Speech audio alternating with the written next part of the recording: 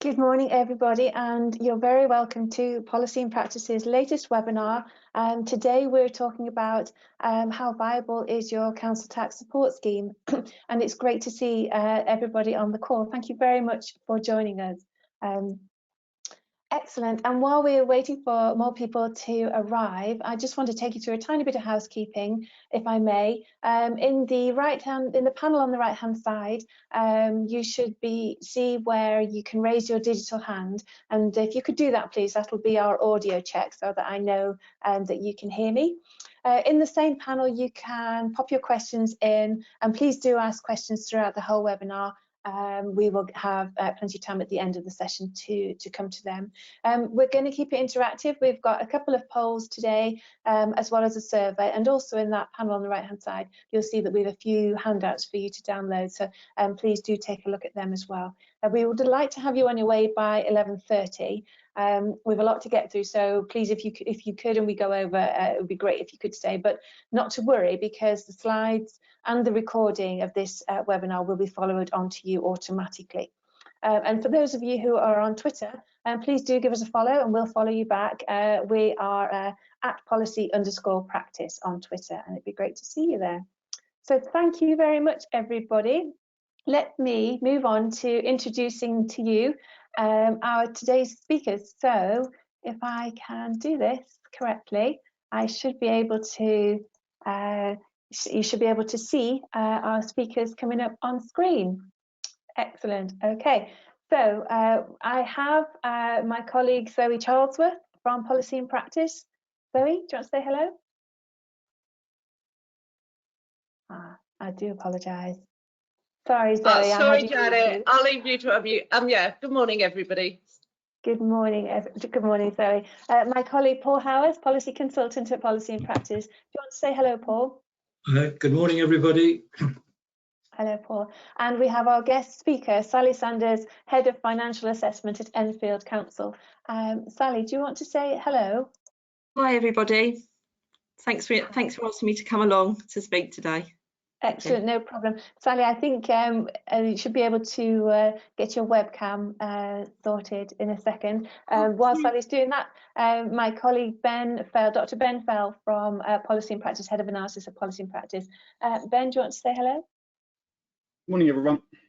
Hello, hi everybody. So a great panel of speakers, as you can see. So more from everybody there in a moment. Let me just close those down.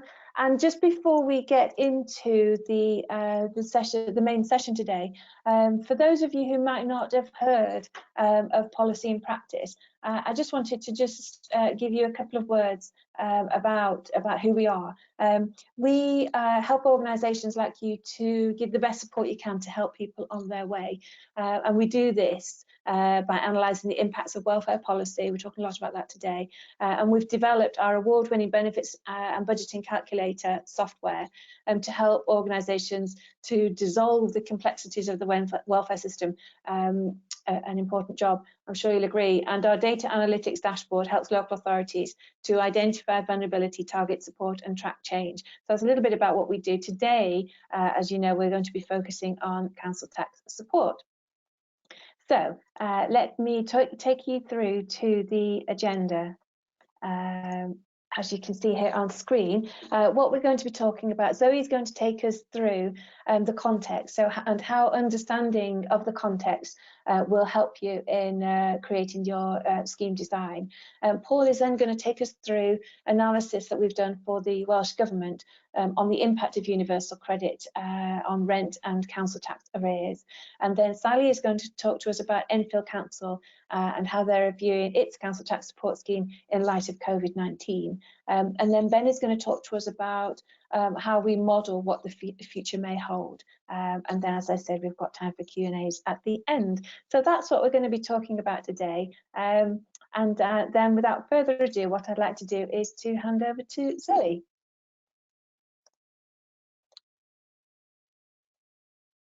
Excellent. Okay. Zoe, over to you. Thank you, Janet. I think you've got a poll. We're starting with a poll, aren't we, to find I think it's a really good way to start. look at the concerns of local authorities, because I think this is most of the work at Policy and Practice is working with local authorities on council tax support schemes. So, Janet, do you want to run this first poll?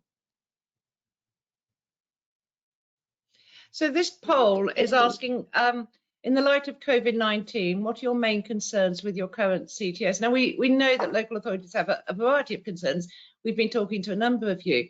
We've got some here. It might not be any of these. It might be a mixture of these, but just if you could select your main concern. Cost pressures, the administration of a larger caseload, resources to administer that caseload. Third one is ensuring support reaches those that need it. None of these, or you don't know yet. You're waiting to see how things play out. And Janet will sort of I'll pass over to you, Janet, to get the results in and announce them. Excellent, lovely. Thanks, Zoe. So, yeah, thank you, everybody. I can see the votes coming in, and yeah, so I'll just give a little bit more time. And as Zoe said, it may well be that you don't yet know what the main concern is, and in which case you're in the right place. Hopefully, you're going to learn quite a bit today. But thank you, everybody. It looks like most people have voted. So if I just close the poll and then share it on the screen. And you should be able to see the answers on the screen. Zoe, interesting results. What do you make of them? Yeah, I think that actually I'm quite surprised by this. Usually you get these polls and you're immediately looking at them and saying that's exactly what I expected. I was thinking that perhaps the cost pressures were probably going to be a bit higher. It's nice to see that local authorities certainly have the resources to administer this larger caseload. I mean, that doesn't seem to be a major worry. And ensuring support reaches those that need it. This is where the whole scheme redesign comes into it. And I know that this is really sort of exercising a lot of local authorities, that priorities have changed, targets, objectives have changed in the light of caseload changes with COVID. And it does link very nicely onto the slides that we're going to cover. So yeah, that's really interesting. Brilliant, lovely. Okay, well, let me get that over to you now then, and hopefully, Zoe, we can move over to your first slide. Yeah, so I think this isn't going to be a surprise to anyone. We are in a time of change and uncertainty, and I've been working at Policy and Practice with local authorities, designing and helping them meet their objectives for council tax support. And I don't think we've ever had a time of such uncertainty. We thought universal credit created uncertainty. Where we are now is puts that all in perspective. There's an increase in caseload, and we're seeing typically between 20 to 50%. And there's been a lot of analysis on the impacts on different local authority areas, but it does sort of come down to the types of work within the local authority area. There's 9.6 million people currently on furlough. The ONS is saying there's been 194,000 additional redundancies and 750,000 of job losses. Now, that isn't all redundancies and people losing their jobs because of the end of jobs. It's jobs not coming into the market that were expected as well. The impact of this is that out of work benefits and universal credit claims have doubled. Now, so the universal credit claims, some of these won't be out of work. We're also seeing that the average hours people are working has gone down and the average take-home income. I think the average hours has now gone down to something around 25, 26 hours. So even people who have kept work might also be having difficulty meeting their outgoings. And we're only halfway through it. There's a lot of forthcoming changes that we already know about. Furlough is going to end. And the OBR is predicting that 10% of those furloughed are likely to be made redundant. Now, a lot of these won't translate into benefit claims. Couples, they might well have partner might be working. There may be other resources that can see a household through. And my colleague Ben is going to talk later about the difficulty of some of these predictions. Self-employed income support scheme, the end for application for the second phase is end of October. After that, a lot of people, self-employed people who haven't needed to engaged with the benefit system up to this point because the SEIS has covered outgoings enough, we may be seeing them come into some of the caseloads. The minimum income floor is due to be reinstated. I'm not sure this is going to happen. I mean, the initial discussion was it was going to be reinstated around November, but that's straight after the end of self-employed income support scheme. I think we're going to have to wait and see what happens there. The emergency benefit increases, so the increase in universal credit and working tax credits and the LHA uprate are due to end at the end of this year. Will they carry on? We're not sure at the moment. And of course, now we've got Brexit, this is becoming more and more important. We early in the year did some initial analysis of the impacts of Brexit, and our worst case scenario was not a no-deal Brexit. So if we do have a no-deal Brexit, that will actually have quite a profound impact, and I'm sure we'll be bringing that into our modelling as well, and Ben will talk about that further. Next slide, please, Janet. Yeah, so all of this has had an impact on caseloads already. And what I'd like to bring out here is it's not just numbers. We're not just talking about numbers increasing. We're talking about the demographics of those claiming council tax reduction is also changing. Less disability, less households living with disability on benefits. Pre-COVID, unemployment was a very, very low percentage of those claiming benefits. I think it was about 10%. The majority of people were people living long-term with illness or long-term with disability, or people with caring responsibilities. Of course, now we've got a much higher proportion of people who aren't working. So that is changing the profile of your caseload quite considerably. And actually, if you've got a council tax reduction scheme that differentiates between protected groups and non-protected groups, this could be important. And also, the new claimants are coming onto universal credit by and large. And with that, if you've got, obviously that will have implications if you've got schemes that treat people on universal credit differently to people on legacy benefits. Thanks, Janet. So what are we doing at policy and practice and working with councils with all this uncertainty around? We've been working with councils to help them redesign their schemes for many years now. We use, for those who don't know what we do, we basically use data analysis using local authorities' own data to help them model impact, model change, and meet local objectives. And the data we use is the data that's used for housing benefit administration and council tax reduction administration. What this does is give us a real insight into the sort of profile of households in a local authority area. And once we've got that data, we can then model change. The analysis, though, that councils are requiring is changing. Pre-COVID, we were finding that most councils were interested in meeting a specific cost. We then saw this change perhaps last year. I think it's probably last year. And the impact of UC was becoming much more important. So we started looking at a sort of schemes that create a sort of fairness between claimants on UC and claimants on legacy benefits. This has all changed. We've now with the economic fallout of COVID, all the councils we're talking to are asking for much wider contextual analysis. They want a lot more information in order to drive scheme design, and they want to understand the impacts of scheme design. And this comes back very much to the poll at the beginning about is it targeting the people that the council wants to target.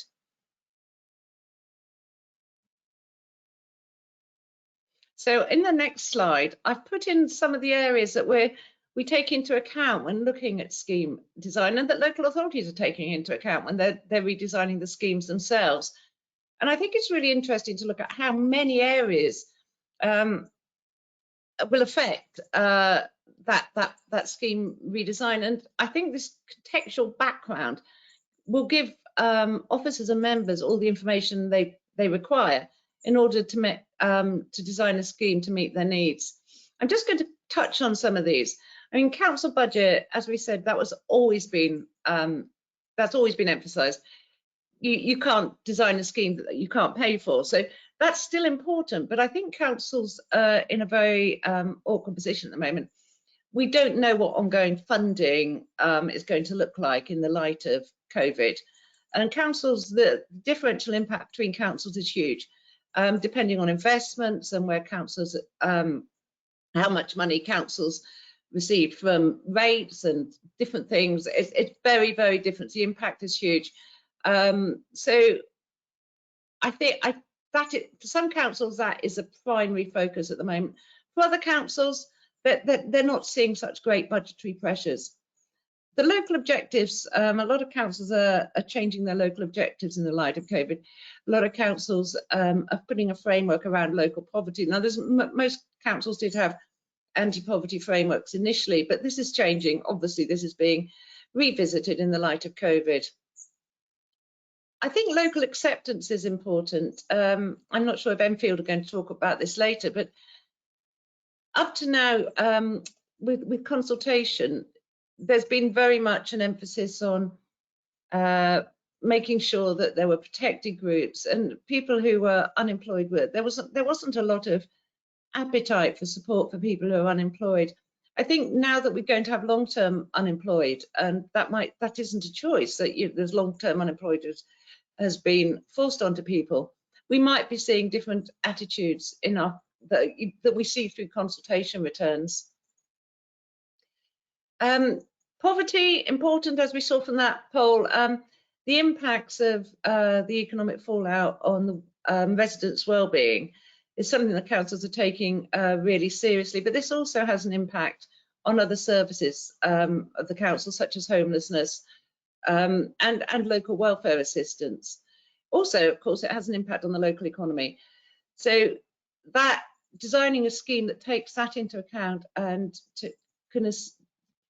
that doesn't exacerbate poverty, I think is really important to councils right now. Demographics, we discussed that this is changing. Your demographics, your caseload is changing. And the wider economy has to be taken into account. I'm not going to talk about that now because Ben will be discussing that later. I will be looking at more in depth at collection rates. I think this is really interesting because obviously the level of financial resistance will have an impact on collection rates. And I think that a lot of councils are revisiting their collection policies in the light of this, in that actually your can't pay, won't pay start becoming different groups. So I think that's something that councils are certainly looking at, and they want a localised council tax scheme that supports maintaining collection rates. The in-year measure as a key PFI for local authorities around performance, I'm not sure that's going to be changed. I mean, will councils adhere to it? So, with such strength that they have up to now, it's overridden everything. But I'm not sure that's going to continue. If you've got a lot of people who can't pay, any arrears and any payment plan is going to have to be spread across years, and that's going to have to be taken into account somehow.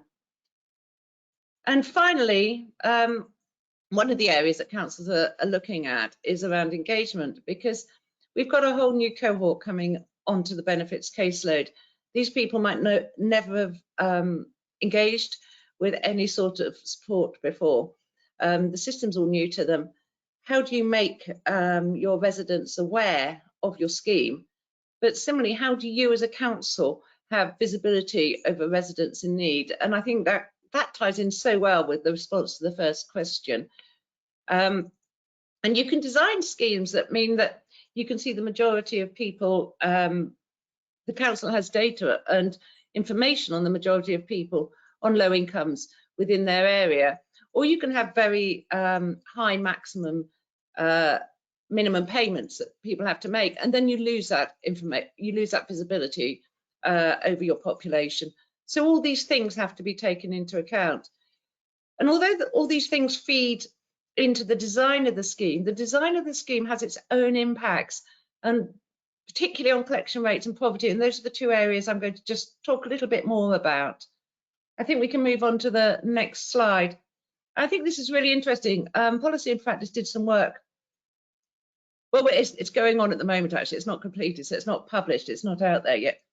For the GLA, looking at the link between CTRS and collection rates. And what's really interesting is that we were looking at what determines collection rates within a local authority. And it was only the CTRS generosity, i.e. the maximum award that people could get, and local poverty levels that had a correlation with collection rates. In fact, once we were looking at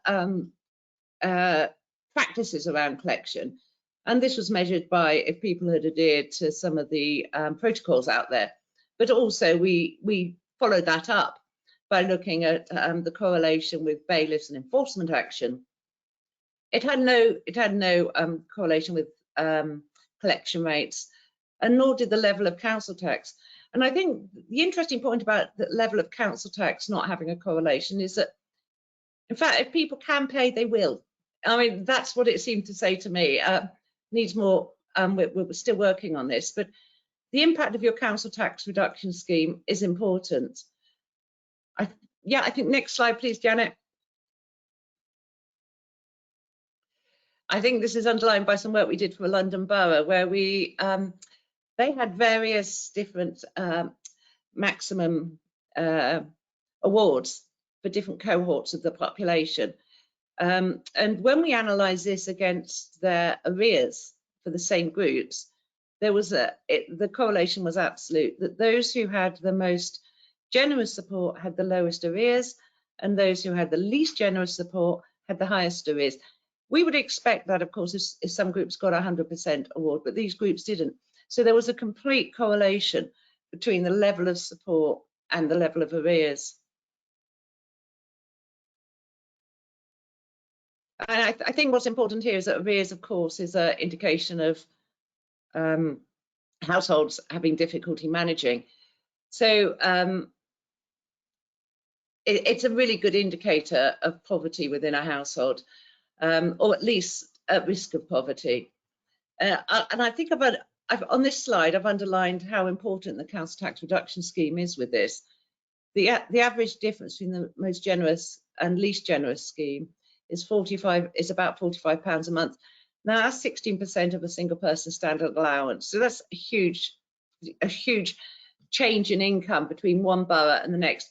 That's based on a council tax band B, which is a modal council tax for councils outside London, of people claiming CTR. It would be higher in London because the modal council tax is C. So I just think that's a really interesting statistic. It does show that the impact of your scheme design on a household's ability to manage is quite enormous. We've been working with a lot of local authorities to look at scheme design to minimise poverty, especially with the influx of a higher caseload. And we can support that schemes can be designed to support those most in need through measures of financial resilience. And there's various measures that we use at Policy and Practice for financial resilience. But we can also tie up impacts with arrears and make sure that scheme design doesn't affect those who are already having difficulty paying. I've just got a little picture here showing that it's important to break down by demographic groups. That data analysis can really help you understand the impact of scheme design. That if you look at averages across a population, it might not tell the whole picture. That if you start breaking down impacts by benefit type, by different groups, I've got an example here of household type, but we also look at relationship to the workplace, disability, illness, and these can really create a whole picture of the impacts on different groups within the population. And of course, creating a scheme that assists those who are really struggling is important to those households, but it's also important to the local authority because there's a really strong correlation between poverty and collection rates. This goes back to the work I was mentioning earlier, where we were looking at where the correlations lay with collection rates. And if you look at this graph, it's very obvious that local authorities with the highest levels of relative deprivation tend to have the lower council tax collection rates. So it's worth the council ensuring poverty is lower to maintain those collection rates. Thanks, Janet. I've just put this slide. Now, this isn't really to do with council tax reduction, but I do think when we talk about poverty, there is a real danger of an attitude that it's inevitable with so many people being unemployed. There's very little a council can do. But we've been working with some local authorities, some really inspiring local authorities that are actually taking a proactive approach to make lives better for their residents. And there's been a project we've been working on with the Cabinet Office and at some authorities.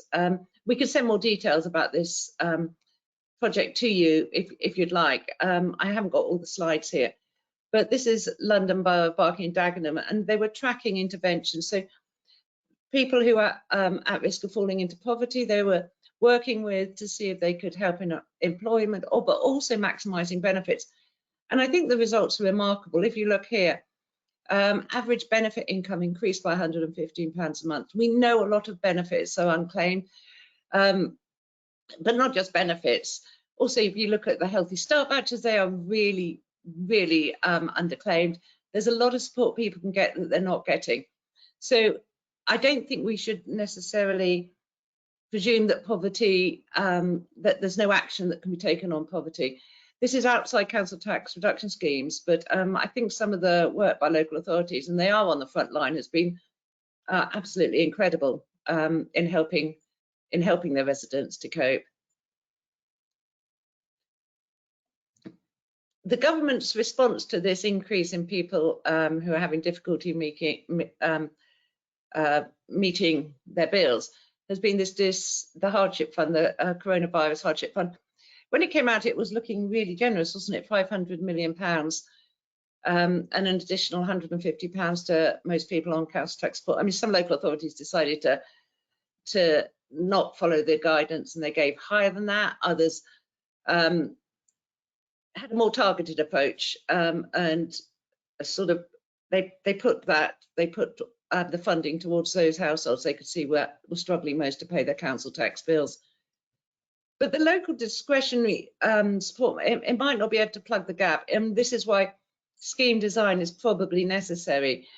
Councils can't just rely on the hardship fund to see them through this difficult time, because the ability of the councils to have any hardship funding and support households will depend on their current CTR scheme. I've got a table here because the whole £150 would not have been used up for those who had more generous schemes where the average residual amount of liability was below the £150. What you end up with, those councils have a lot more, for ongoing discretionary support. Whereas councils who had the least generous schemes, if you start looking at projections of new cases coming on this year, there is very, very little left for discretionary ongoing support. So I think for some councils, this hardship fund is not the answer, and actually scheme design may be necessary as you move forward and if unemployment levels do not pick up quickly. Thanks, Janet. So just finally, got a lot to get through today. I just want to reiterate the importance of understanding the wider context in which CTR fits and the importance of that contextual information in informing scheme design, particularly in the light of COVID-19 changes and particularly in the light of all the changes to come. And there's some questions here that I think we're all asking, and any modelling can take into account different answers to these questions. The impact of your scheme is really important on poverty, debt, arrears, and on collections. And policy and practice, we do a lot of data analysis to provide local authorities with that sort of contextual information so that they have all the knowledge they need to help move them forward to redesign of their schemes that will take them, that will work within this really uncertain sort of economic context. Great, thank you very much, Zoe. Very interesting, huge amount to take on board there. Please do get your questions in. I'm sure there's lots of questions there for Zoe, and we will get to them at the end of the webinar. Thank you very much, Zoe. Without further ado, I want to move over now to Paul Howarth, and Paul is going to take us through our work with the Welsh Government. Paul, you're unmuted, and I think you should be able to get your video working now. Yep. Great. Thanks, Paul. Okay, well, thanks very much, Janet. What I'd like to do is say a few words about a major research project by Policy and Practice for the Welsh Government. Most of the work was done over 2019, so it is pre-COVID. The aim was to get a better understanding of the impact of universal credit in Wales, particularly the impact on the Welsh CTR scheme, on council tax arrears and on rent arrears. And the study involved analysis of administrative data, benefits data, council tax reduction data, council tax and rent arrears, as well as surveys of claimants and stakeholders.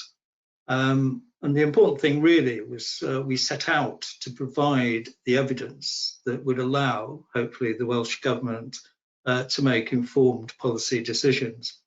Now, it's a long report, it's a very big study. The final report is over 176 pages. Lots of interesting findings. I've got about 7 minutes, I think, today. So I've brought it down to 4 key lessons learned.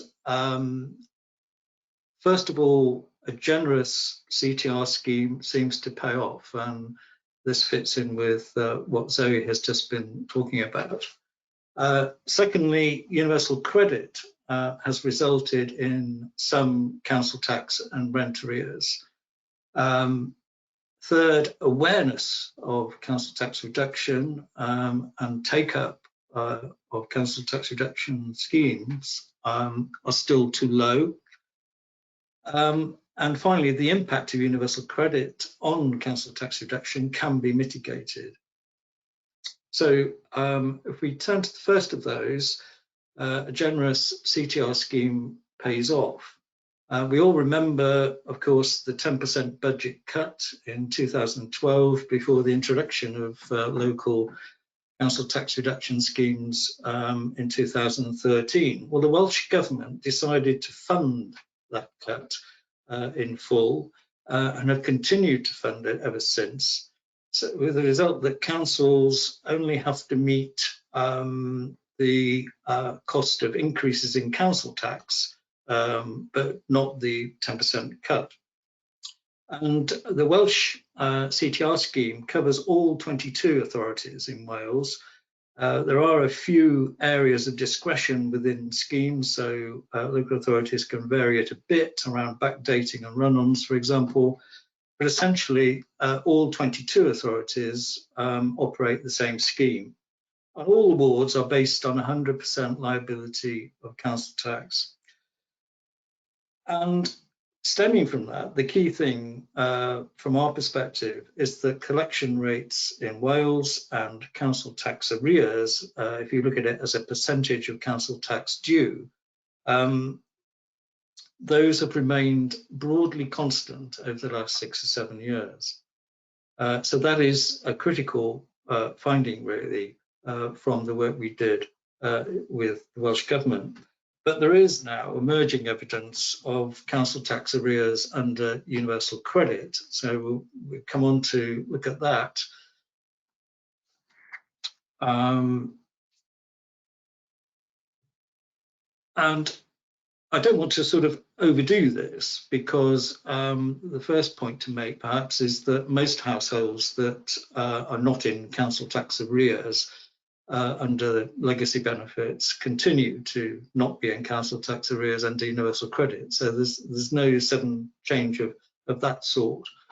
But nevertheless, our study did show that council tax arrears were more common and also more severe under universal credit than under legacy benefits. And this appeared to be relatively consistent across different demographics and vulnerable groups. So, for example, under universal credit, the average arrears for council tax arrears for somebody, a household on universal credit was £89, but for legacy benefits, £29. So those are the sorts of differences. Furthermore, council tax arrears were more likely to increase under universal credit than legacy benefits as well going forward. And the reasons given were that, first of all, some people were getting lower benefit amounts under universal credit. There was, of course, the 5-week wait and the move to monthly budgeting. These seem to be the factors that were driving this. So in short here, there is some evidence, so don't want to overdo it, but there is some evidence of an emerging issue with universal credit and arrears. And there's a similar picture for rent, which I'm not going into today. I want to talk a little bit about awareness and take-up of council tax reduction, because it's still an issue. I mean, it's obviously an issue in England as well as Wales. The take-up of council tax reduction in Wales is estimated, well, by the Welsh Government between 55 and 65%. And that, regrettably, is kind of in line with traditional council tax benefit estimates from years ago. And a similar picture, emerges in England too. And the Welsh Government have been mounting a very active campaign to improve things. And that has had some success. But I think the evidence, both in Wales and elsewhere, is that rather than generalised awareness campaigns, it's targeted interventions on particular households that have the better outcomes. And of course, policy and practice can help with that, both through the calculator and the low-income family tracker dashboard. Awareness is an issue, and there were some surprising findings from the survey. And I'm saying the survey was about 495 households altogether. Not all of them answered all questions or were relevant to everybody, but so I don't want to sort of make too much of this, but some people, in fact, 83 out of 310 thought that council tax reduction was part of universal credit, which of course it isn't. Others didn't know, or asked the question, do you receive council tax reduction or help with your council tax bills? They didn't know. And rather worryingly, some said that these were people mainly on legacy benefits were saying they weren't applying for council tax reduction. They didn't know it was there, but they weren't applying for it for fear of overpayment recoveries. So there are some big issues to address there, I think, in terms of trying to ensure that the right people get the money that they need, and that some of these issues are addressed where there is obviously misinformation out there. And the final point I want to cover, I could say go on for quite a long time, but this is the final point, is that the impact of universal credit on council tax reduction can be mitigated. And here, like many others, the Welsh scheme at the moment follows the default regulations that deal with universal credit households. So for universal credit, people, they and others use the maximum amount of universal credit as the applicable amount, and they use universal credit income and capital figures provided by DWP. So the whole calculation of CTR is based on universal credit figures. And this means, of course, that any universal credit policies are imported directly into CTR by doing that. But of course, the Welsh Government doesn't have to do this, nor do local authorities in England have to do this. For working age people, households, we're free, of course, to change the rules for those applicants. So what we did was look at some ways in which we could do this, and provided some costings and impact analysis for the Welsh Government. The impact of universal credit on CTR, of course, is quite complex, and quite a few universal credit households will get less CTR than they would under the legacy system.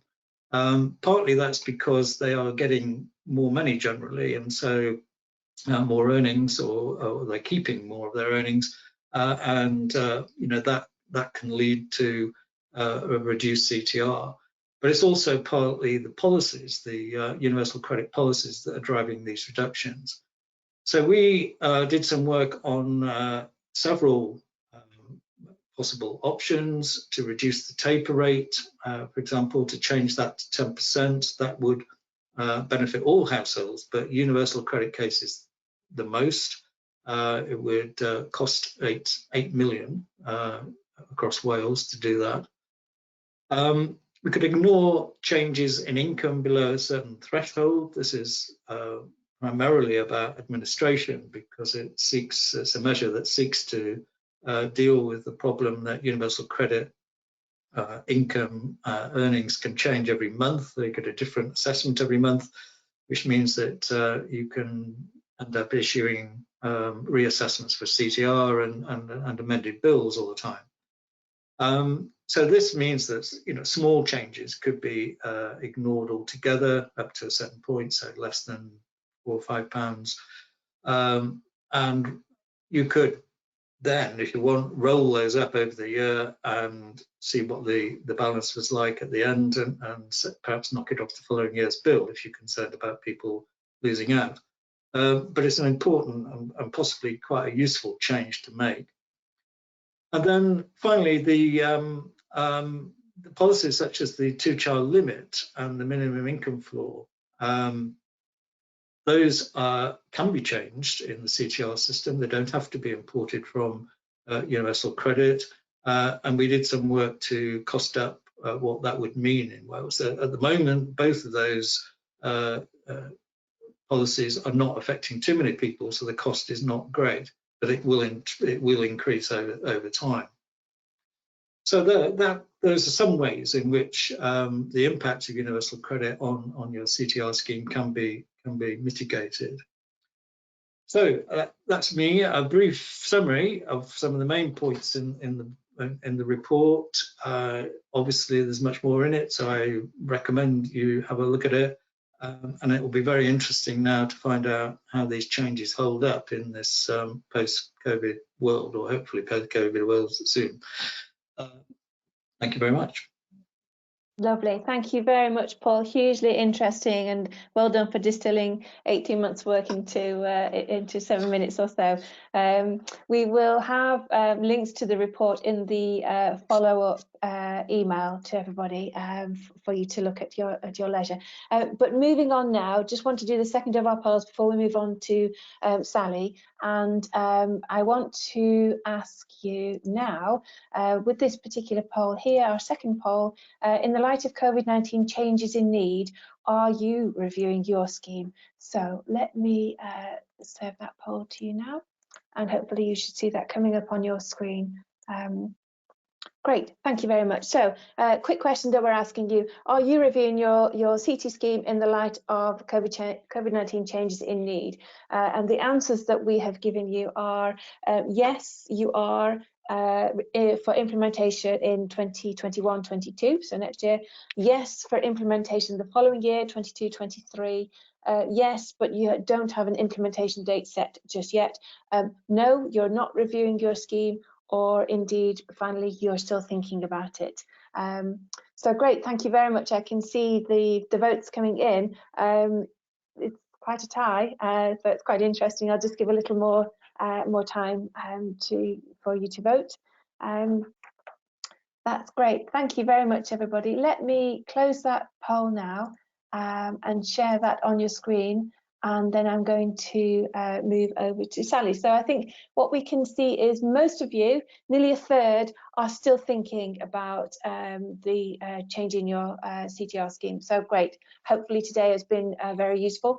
Then the next, at a tie, 21% for next year and 21% saying no, not at all. 18% saying yes, but no implementation date is set. And then 12% for 22-23. Really interesting. It's great to know where everybody is on the journey. So thank you very much for that. Let me move on and now hand over to our guest speaker, Sally Sanders from Enfield Council. Great, Sally. Are you there? I'm here, yes. I'll just share Fantastic. my webcam. Excellent. Hi, Lovely. everybody. Thanks, Janet. Yes, so I've come along today to talk about why Enfield are reviewing their council tax support scheme and why COVID has made an impact on that decision making. So if we just look at the next slide. So we want to make sure that the council tax support scheme is right for Enfield and its residents. So as a result of COVID, it's led to a real sharp increase in our council tax support caseload.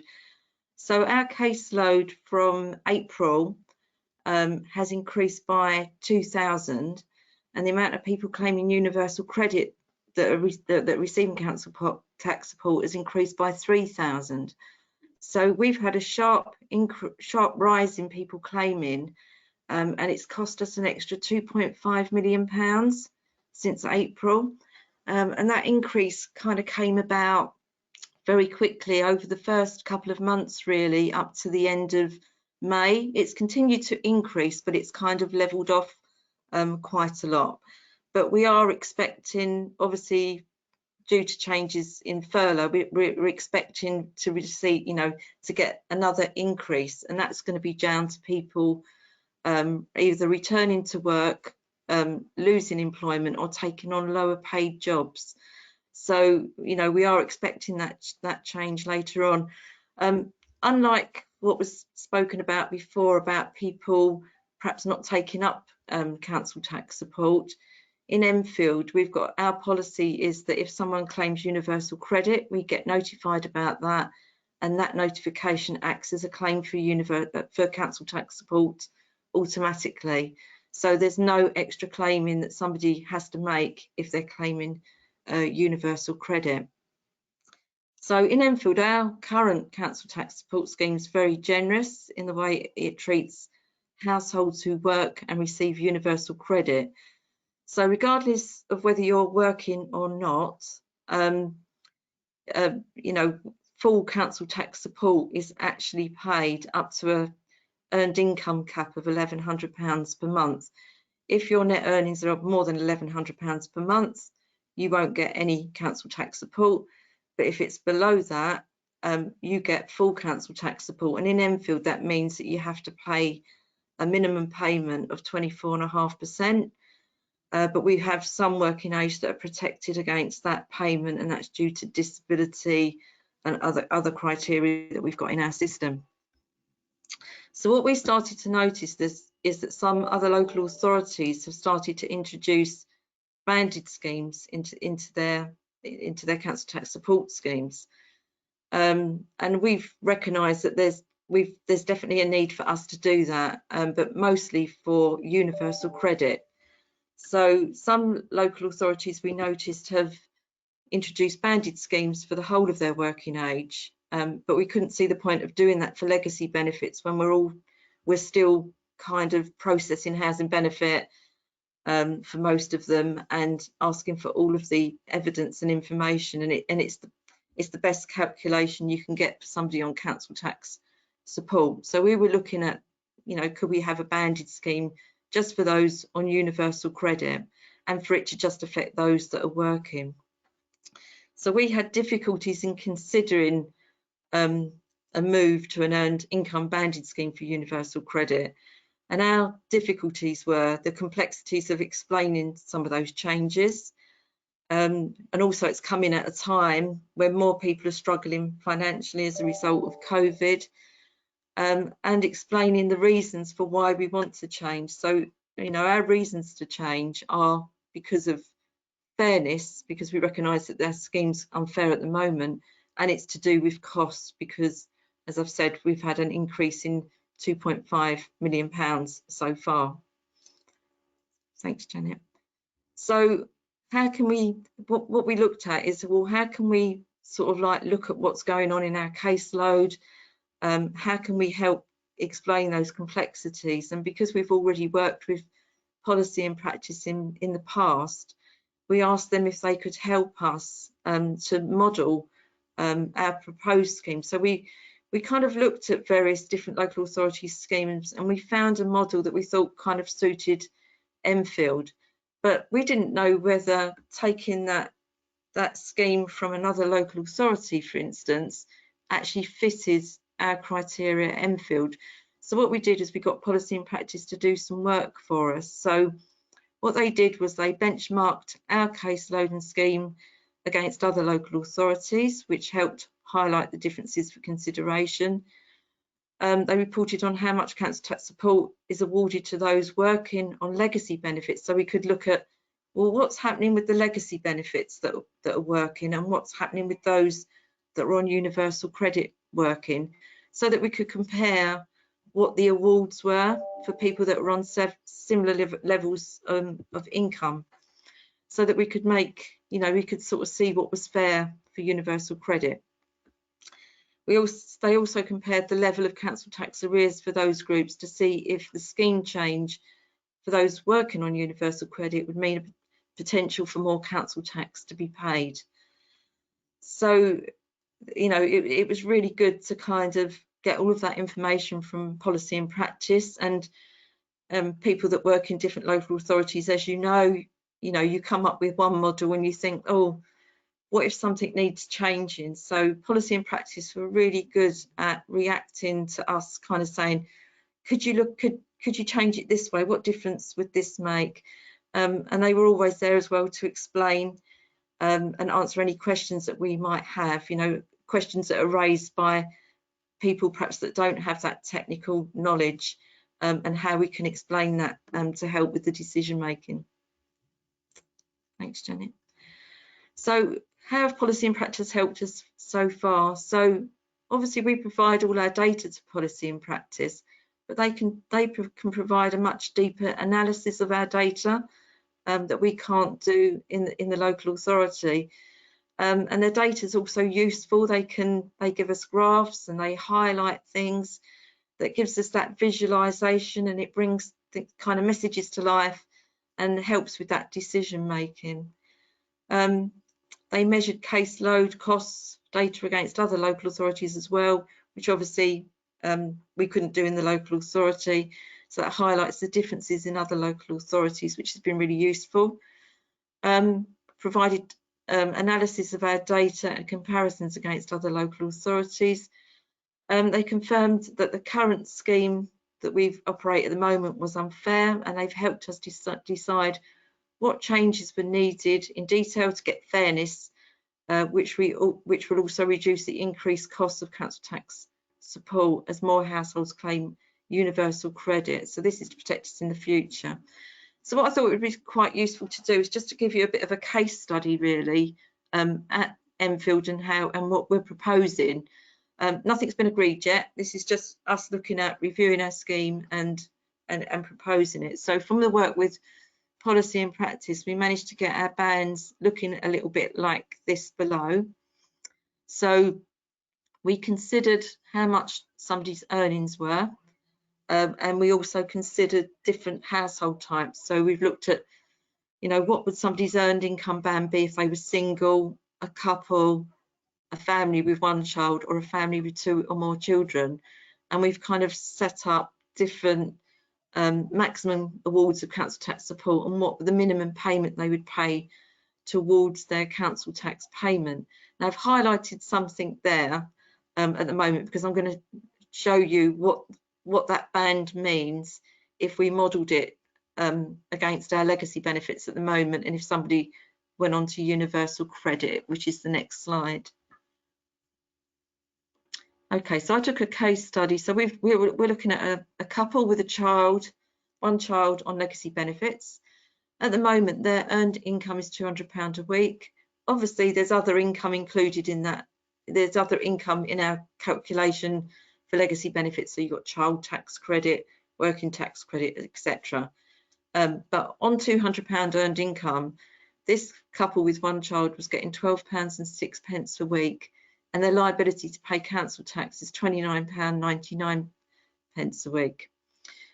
So that means that their council tax support award over what they pay in council tax is 60% of the council tax. So the maximum CTS in this case is 40% of the liability. If we translated that into our current scheme and that person went on to universal credit, still on earned income of £200 a week, we're currently awarding £22.64 a week, very generous. So they're making that minimum payment of £24.5% of the council tax. If we take them and put them in our proposed scheme, so we've kind of modelled where those bands and percentages should be, that same person would then get a council tax support award of £13.50 a week, similar to the non-UC ones on legacy benefits. And that would mean that their maximum CTS would be 45%, and their council tax that they pay would be 55%. So that's just showing how we've taken something, modelled it, and trying to get that fairness in our system. Thanks, Janet. That was a whistle-stop tour of what Enfield are doing, but that's the end of my presentation. Brilliant, Sally. Thank you ever so much. And whistle stop, as you say. So if anybody has any questions for Sally, please do pop them into the panel right now. And Sally's going to stick around to answer some of those after our next session. Thanks ever so much, Sally. That was really interesting. Thank you. Let me move on over now to my colleague, Ben. And Ben is going to talk to us about future modelling. Okay, let me get Ben all set up. Are you there, Ben? Yes, I am. Thank you very much. I will aim to keep this very quick as we are heading for 11:30 very closely. So yeah, what I'm going to talk about is some of the work we've been doing internally on how we are modelling CTR caseload and costs into the future. This was always a major part of our CTR consultancy work that we've done in cases like Sally with Enfield, in order to show the impacts of potential scheme changes down the line. And what we always used to do was model out as far as 2023 or to specific years, depending on the council's preference. And that was largely based on expected rollout of universal credit. That was the major kind of future factor that was going to determine CTR impacts and cost. Obviously, with COVID and Brexit potentially, and the changes in the welfare system that are kind of taking place over this year with the April 2020 COVID changes, all of that previous modelling is kind of invalidated, because there are much more seismic shifts in the welfare space that are going to be impacting on households. So what we've been working on since April essentially is answering these two key questions: how many households are going to be claiming council tax reduction in a given borough in April 2021 when the coronavirus job retention scheme ends, and how will the cost of a CTR scheme shift accordingly. And I'm just going to talk a little bit now, thanks Janet, about broad strokes how we're going about this. Obviously, there are a huge number of potential factors affecting this. We are doing our best to capture what we can with the information that's available. There's a lot of missing pieces to the puzzle. But what we're trying to do is at least give local authorities that are working with us on their council tax schemes, or local authorities that use our Lift analytics platform, we're trying to give them the tools to provide reasonable kind of strategic estimates of what the caseload is going to look like, as well as the tools to kind of flexibly kind of set upper and lower bounds so that they can work out kind of best guess costings with the information that's available.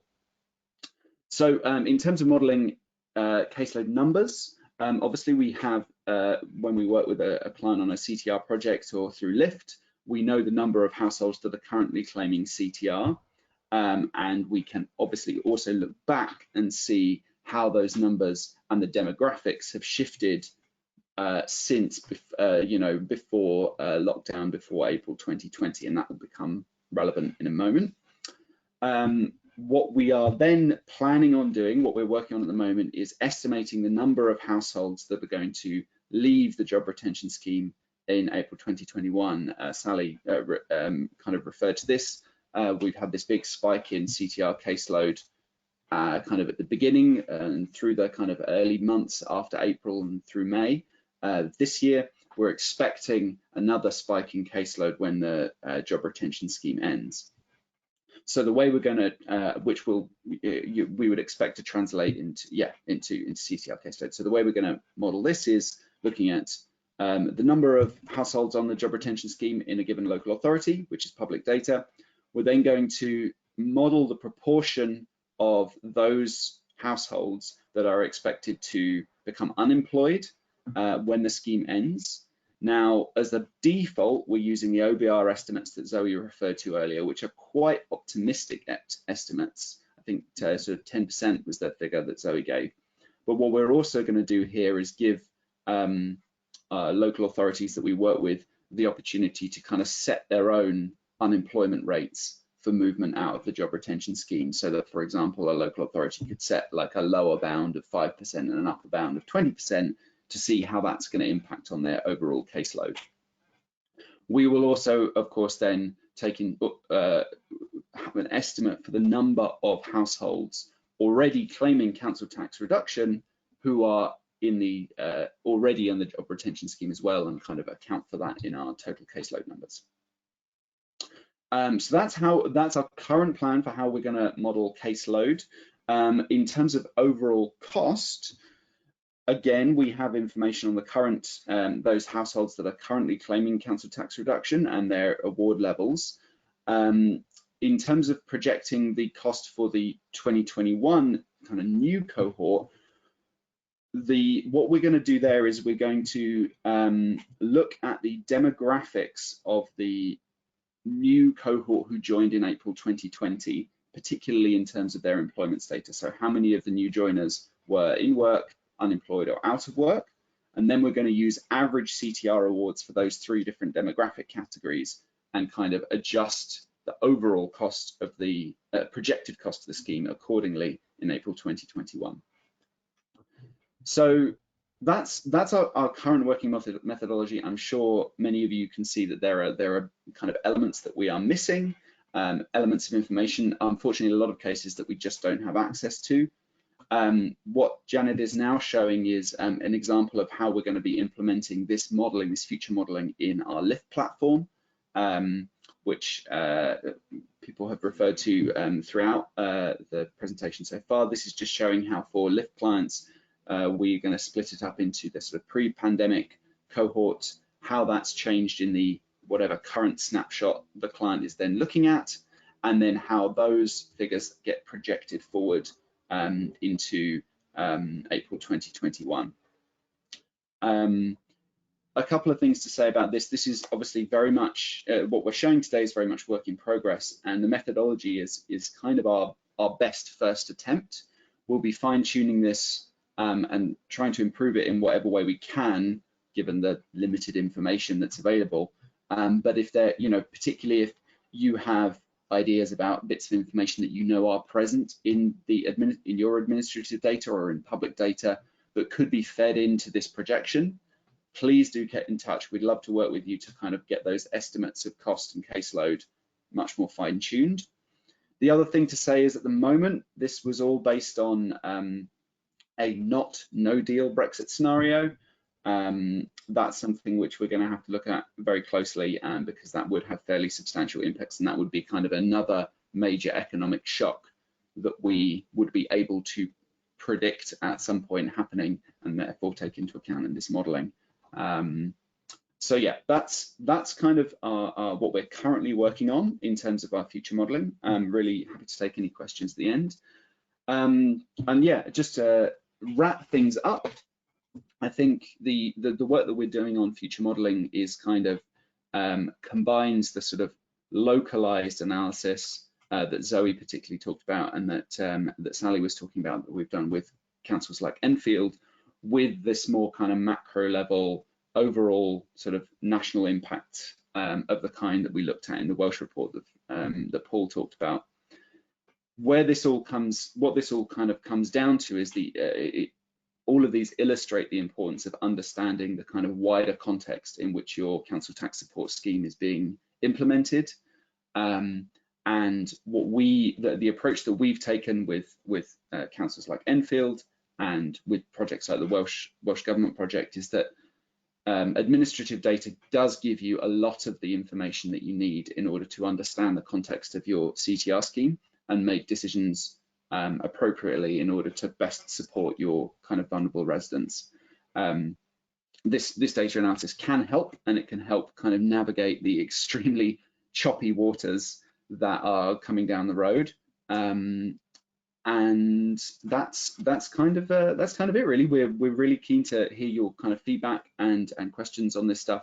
And yeah, I'll turn it back over to you, Janet. Thank you very much. Brilliant, Ben. Thank you ever so much. It's great to hear. As you said, you've talked to us about the methodology of the future proofing and looking at what the future may hold, and it's fantastic. So I'm just going to open the cameras now, as you can see, and I have one question for each of our speakers. So thank you. If there's still time, do drop questions into the panel on the right hand side, and I'm conscious of the time, as Ben mentioned, but if you could stick with us a little bit longer, we can cover off some questions here. So let me stick with you, Ben, if I may, just picking up with what you were talking about there. This thing about modelling the future, it's very difficult. None of us know, of course, but we can do projections and based on certain information that's out there. But why specifically did you choose, or has Policy and Practice chosen, the OBR's rate for unemployment projection estimates, as opposed to, for example, Bank of England's? Yeah, that's a really good point. So we were discussing this a little bit beforehand. So the reason we specifically looked at the OBR numbers as our sort of default state is because it specifically talks about the percentage of households leaving the job retention scheme and moving into unemployment, and that's the kind of major incoming cohort for the CTS scheme that we're expecting. As far as I know, the Bank of England stats are more generally about rates of unemployment. We have done a little bit of modelling trying to predict general, like universal credit caseload based on overall levels of unemployment, but given for the CTS modelling, for that specific question, it seemed more appropriate to use that specific figure. But again, the key point there, I think, is that rate of unemployment off the JRS is one of the biggest unknowns that we have. Like the estimates around this vary a lot, which is why we thought it was very important to give clients and councils the opportunity to kind of set their own figure if they wish, to make decisions accordingly. Brilliant, lovely, thank you. That's really interesting. Sally, I'll come to you if I may. Somebody emailed in a question. They couldn't make it onto the webinar today, but they emailed in beforehand. So shout out to the person that did that. And this question, Sally, is: in your experience, in your knowledge, are you amending your policies to take account of no recourse to public funds? Do you have any kind of response to that question? Yeah, I don't know whether that question relates to looking at our policies for council tax support specifically, or looking at our policies in general. Let's assume council tax support, because the person was registered for this webinar, so right, but couldn't make it. Yeah, well, if no recourse to public funds would sort of be that you wouldn't be entitled to any council tax support. So we haven't really considered that in our scheme at the moment. So it might be something that we look at later on, but we haven't sort of considered any of that at the moment, or whether it's legal to. So it's an interesting question. So it's something that perhaps would look into and you know, see whether it's possible. Excellent, thank you. From a policy point of view, Zoe, any thoughts on that particular question? Oh, sorry. Hi, Janet. Yeah, I think it's not surprising Sally hasn't. I don't think that well, council tax reduction is a public fund, so if people apply for, if you award council tax support to people who have no recourse to public fund, you might be putting their legal right to stay in jeopardy. So it does require a lot of legal advice, I think, if you're going down that route. The welfare assistance given to local authorities to help people in need in their areas was specifically allowed for people without recourse to public funds. And I think that one has to look at funding from government in that sort of context. That if it specifically states it's for people without recourse to public funds, then you can use it. And I think that the latest welfare, not the hardship fund, the latest welfare assistance discretionary one, they specifically said it could be used for that purposes. Lovely, thank you, Zoe. And Paul, I have a question for you here, if I may. So just obviously looking at the work that we did for the Welsh Government, and picking up about the ability to claim or the take-up of CTS, did the research look at any ways to make council tax support more visible to people? I don't think, well, I think we looked at various things that could help with that. Sally's already referred to a very useful measure, which is accepting a universal credit claim as an application for CTR, and that is, you know, that is a particularly practical way of trying to improve take up, because there was one thing we did find, apart from those survey findings that I talked about, is that it does seem that universal credit, well, the end of housing benefit, if you like, is having an impact, because obviously housing benefit and council tax benefit were assessed together. Now it's separate, and that has obviously caused confusion. So I think if measures are practical like that, that's helpful. I think that there can be some clear messaging. Generalized take-up campaigns, as I say, have not really worked, you know, that well. But I think if there is a clear message that can be put out there, that is, you know, is likely to have more results.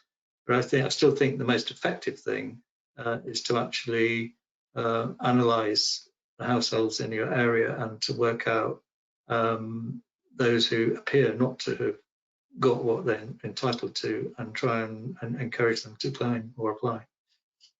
Okay, excellent, thank you, Paul. And Zoe, last question to you, if I may.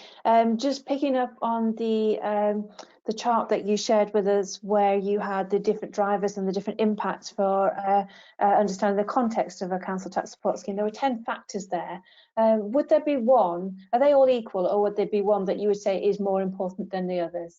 Which would be the most important one? Yeah, I think more important is probably difficult, because I think they're all very interrelated. I think in the end it's got to come down to local decisions. The elected members in a council are the ones who are responsible. They're responsible for any council tax support scheme that's out there.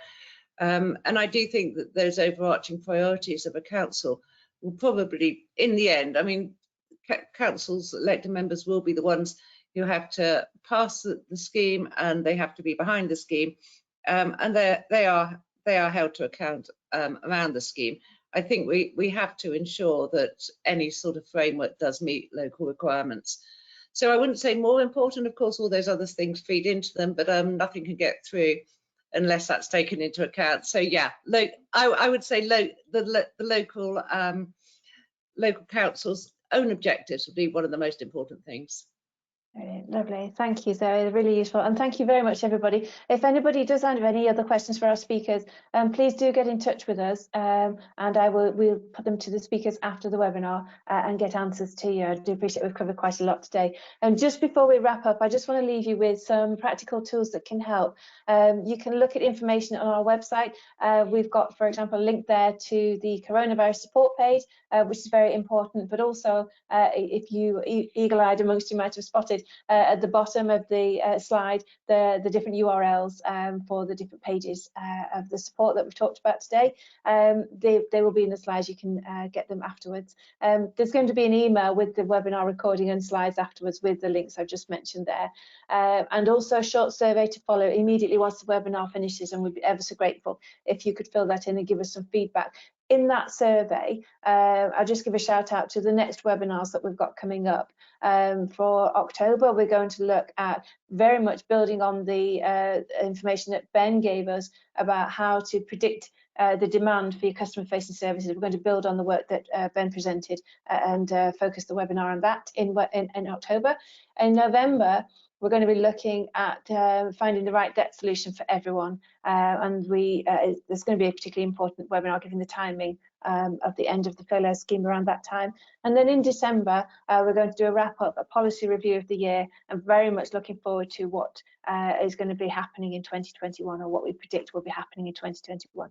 So in that survey, you can choose to automatically register for those webinars, and it will be fantastic to have you there. So that leaves me to say thank you very much to our speakers today. It's been an absolute pleasure to host Zoe Charlesworth from Policy and Practice. Paul Howard, I've got you as Policy and Practice. I know you're an independent consultant, Paul, but we'll claim you as our own today. Sally Sanders from Enfield Council and Dr. Ben Fell from Policy and Practice. Thank you very much, everybody. Thanks for giving the time today. I hope it's been enjoyable. It's certainly been a great webinar from our point of view. And yeah, hope to see you on another Policy and Practice webinar soon. Okay, thanks everybody. Have a great rest of the day. Bye-bye now. Bye.